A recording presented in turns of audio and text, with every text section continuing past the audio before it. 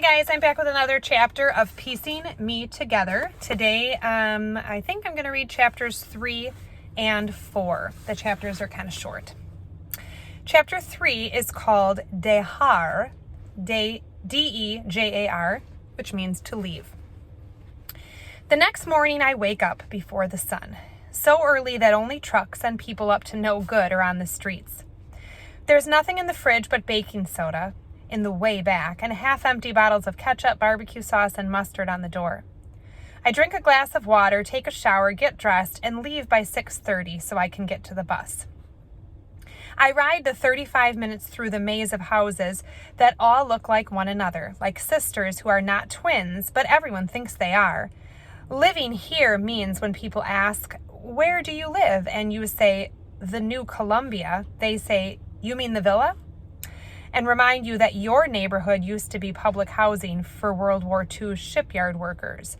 And they remind you how by the 80s, a lot of those apartments were run down and how really they were just the projects with a different name. At least that's what Mom says. She's always telling me, I don't care if they give the hood a new name or not, it's still the hood. Lots of people can't find beauty in my neighborhood, but I can. Ever since elementary school, I've been making beauty out of everyday things. Candy wrappers, pages of a newspaper, receipts, rip-outs from magazines. I cut and tear, arrange and rearrange, and glue them down, morphing them into something no one else thought they could be. Like me.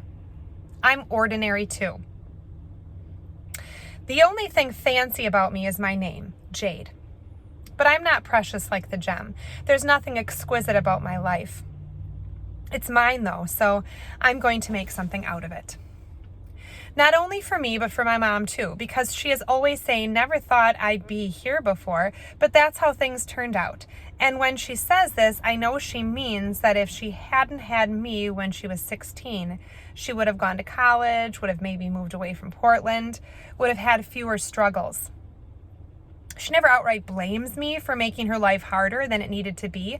Instead, she pushes me hard because no one pushed me, she says. One of us has to make it out of here, and I'm her only child, her only hope of remaking herself. Dad saw a different future for himself too, but unlike Mom, I think I changed him in all the best ways. He's always telling me how I made him settle down, get himself together. Just because me and your mom didn't work out doesn't mean that I don't love you, he tells me. He lives with his girlfriend, who I actually like, even though I'd never really tell Mom that. Mom never talks bad about her, but I know I'm not supposed to like this woman who knew my dad had a girlfriend, a daughter, but flirted with him anyway. This woman, who is white and everything opposite of my mom, with her college degree and good-paying job. I try to stay out of any talk about Dad, his girlfriend, and what happened with him and Mom. At least he's in my life. A lot of my friends can't say that. Dad calls me his queen, says I am the best thing that ever happened to him. I think about this as I ride to school, how I am someone's answered prayer, but also someone's deferred dream. The bus moves and stops, making its way through North Portland. We pass the transition blocks where North Portland becomes Northeast. Within just a block or two, you stop seeing modest apartment complexes and start seeing houses and luxury apartment buildings, restaurants with outdoor patios, and shops of all kinds. The bus stops and 4 people get out. A white girl gets on and goes to sit in the first empty seat she sees. She has dark brown hair pulled back and twisted into a mess of a ponytail. She's thin, so it's easy for her to slide between the 2 people sitting at the front of the bus. She opens a book and disappears into it, never looking up. We enter downtown, and Book Girl is still on the bus. Anyone who stays on after this stop, besides me, is someone headed to work. She looks my age, but I doubt she's got a job to go to. I wonder if she's going to St. Francis. I get off of the bus at the same stop as Book Girl. She walks out the front door. I go back out the back. I have never seen her before, and I would have noticed if she were taking the bus with me last year. Most of the students at St. Francis live over here, so they walk or drive to school. She's walking fast, too fast for me to catch up to, so I don't get to ask her if she's new. She blends into the flock of students entering the school. There are a few sections of color in the crowd. There's Rose, one of the other black girls here, who I thought I'd become friends with because on my first day we talked about our braids and swapped ideas for styles. She's a year above me, so we don't have classes together and never have the same lunch period, but whenever we see each other in the hallway, we smile. I should have told Mom about her. Then there's Josiah, the tech nerd, who somehow, in a place like this, is one of the coolest, most popular guys in the school. I like him when he's with only me, when I'm tutoring him and drilling him on Spanish vocabulary. When it's us, he's regular, just a black guy who loves to geek out and experiment with making apps and learning coding. He's smart, real smart. Just not so great at making his tongue roll an R. But when he gets around his white friends, especially the boys, he puts on a voice and uses slang and acts in ways that seem so opposite of who he really is. Josiah stops me in the hallway. Hey, a group of us are going to Zach's Burgers at lunch. You in? Sorry, I can't, I tell him. I have a meeting with Mrs. Parker. He doesn't have to know that I can't afford to eat out for lunch. Okay, Josiah says next time. He walks away. For so many reasons, I want to say yes to him. Eating a burger at Zach's would be so much better than eating a turkey wrap from the cafeteria, but nothing would make me miss this meeting with Mrs. Parker.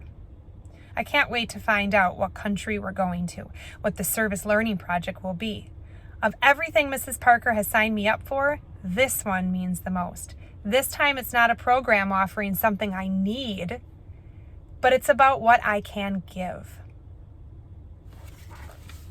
Chapter 4. The Spanish word means to want. Querer, maybe? Querer. Someone who's in Spanish will have to help me pronounce that. To want. I'm sitting in Mr. Flores' Spanish class, and I see that the girl from the bus is here too. Mr. Flores puts the class in pairs, and for a moment I think he's going to have the two of us get together, but instead I'm partnered with Glamour Girl. Glamour Girl is one of the few black girls in my grade, but she doesn't exchange smiles with me in the hallway. Her real name is Kennedy, but I call her Glamour Girl because every time I see her, she's applying lip gloss and fixing her hair. Right now her head is buried in her designer book bag.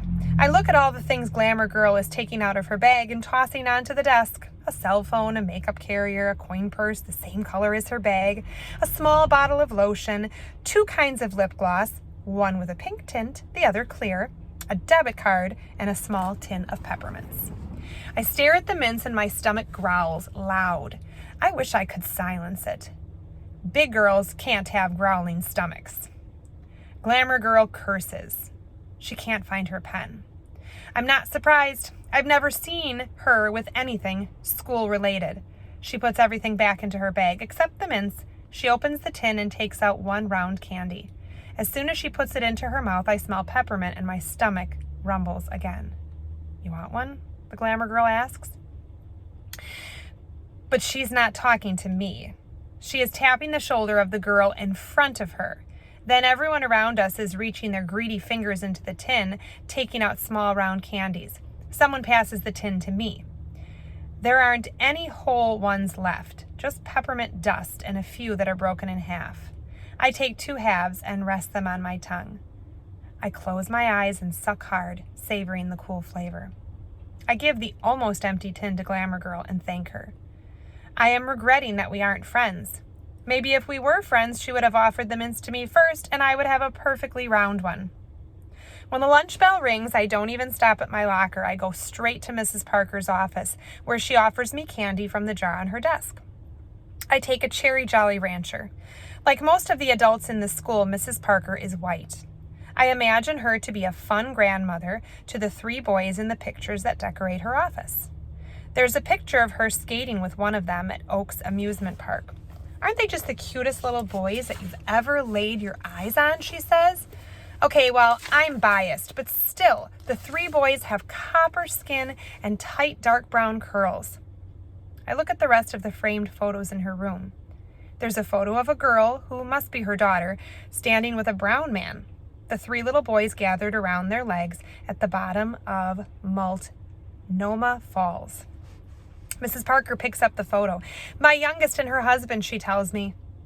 Then she picks up a framed photo of her and her grandsons at Winterhawks hockey game. They are all dressed in Winterhawks jerseys, and the logo in the center of their shirts is a Native American with 4 feathers in his hair and paint on his face. I wonder how a people's culture, a people's history, becomes a mascot. I wonder how this school counselor and her 3 grandsons can wear a stereotype in their shirts and hats and not care. Are you a Winterhawks fan? Mrs. Parker asks. No, not really. Oh, too bad. I get free tickets all the time. Let me know if you ever want to check them out. Thank you, I say. Why do people who can afford anything they want get stuff for free all the time? Now let's get to business, Mrs. Parker says. I take a deep breath and prepare to act surprised when she tells me she's nominating me for the study abroad program. She picks up a folder, looks at it, and like an orator who decides to improv instead of using her notes, tosses the folder back onto the desk and asks, Jade, what do you want? To eat? Again, this isn't in quotation, so she's thinking this. To travel with the study abroad program? Maybe go to Argentina? To taste asado, hot off the fire? To lick my fingers after enjoying alfajores, the dulce de leche dancing on my tongue? To eat and speak Spanish in Argentina and Costa Rica, in New York, California, in job interviews where knowing more than one language moves your application to the top of the pile. To give myself a way out, a way in, because language can take you places. Again, none of this is in quotation marks, so she's thinking this. Mrs. Parker clears her throat. It's okay if you don't have an answer yet, she says. That's why I'm here, to help you figure it out, to help you get it once you know what it is. She picks the folder back up and hands it to me. The front of the folder shows a group of Black women, adults and teens, smiling and embracing one another. Woman to Woman, a mentorship program for African American girls. Mrs. Parker is smiling what she's about to tell me, that she found the cure for cancer. Okay, sorry, Mrs. Parker is smiling like what she's about to tell me is that she found the cure for cancer. But really, what she has to tell me sounds more like a honking horn that's stuck, a favorite glass shattering into countless pieces on the floor. Mrs. Parker tells me that 12 girls from high schools throughout the city have been selected to participate in Woman to Woman. Each of us will be paired with a mentor. Look at all the great activities that are planned for you, she says. She takes the folder from my hand and opens it, pulling out a sheet titled Monthly Outings. A night at Oregon Symphony, museum visit at Portland Art Museum, fun day at Oaks Amusement Park. Do you have any questions? Mrs. Parker asks. I want to speak up, ask, what about the nomination for the study abroad program? I want to ask about the day she looked into my eyes and said, St. Francis provides opportunities for our students to travel the world. But instead I ask, why was I chosen for this? Mrs. Parker clears her throat. Well, selection was based on gender, grade, and, well, several other things. Like? Well, several things. Teacher nominations, need. Mrs. Parker, I don't need a mentor, I tell her. Every young person could use a caring adult in her life. I have my mother and my uncle and my dad. You think I don't have anyone who cares about me? No, that's not what I said. Mrs. Parker clears her throat. We want to be as proactive as possible. As you know, well, statistics tell us young people with your set of circumstances, well, are at risk for certain things. And we'd like to help you navigate through those circumstances. Mrs. Parker takes a candy out of her jar and pops it into her mouth. I'd like you to thoroughly look for the information and consider it. This is a good opportunity for you. Opportunity. The word shadows me, follows me like a stray cat. I stand up. What happens if I don't participate, I ask. If you do participate and complete the 2-year program, keeping your grade point average at a 3.5 or above, you're awarded a scholarship to any Oregon college. Mrs. Parker tells me. A scholarship to college? I sit down, lean back in the seat, and hear Mrs. Parker out. She lowers her voice and talks as if what she is telling me is off the record. You know, my son-in-law grew up in your same neighborhood. He lives in Lake Oswego now. Not a lot of African Americans live there, you know, and well, he's a grown man, and even he's having a hard time adjusting. So, well, I think this school can be hard for anyone, but especially if you don't really have anyone who, you can relate to. That's why I selected our mentor for you, who went to this school, Mrs. Parker said. She graduated 4 years ago, and now she's a graduate of Portland State University. You remind me so much of her, she says. I don't say anything. I've already made up my mind that I'm going to do this, but I'm kind of enjoying listening to Mrs. Parker beg a little bit. Jade, you're a smart girl. Are you really going to pass on a chance to get a scholarship to college? I'll do it, I say, and then thank you for the opportunity. She hands me a sheet of paper with a list of questions on it. We'll give this to your mentor before you meet so she can learn a little bit about you. She says. She hands me a pen. I fill out the form. Name, Jade Butler. Favorite color, yellow. Hobbies, collaging. And then there's a question. What do you hope to get out of this program? I leave that one blank. And that's the end of chapter 3 and 4 from Piecing Me Together by Renee Watson.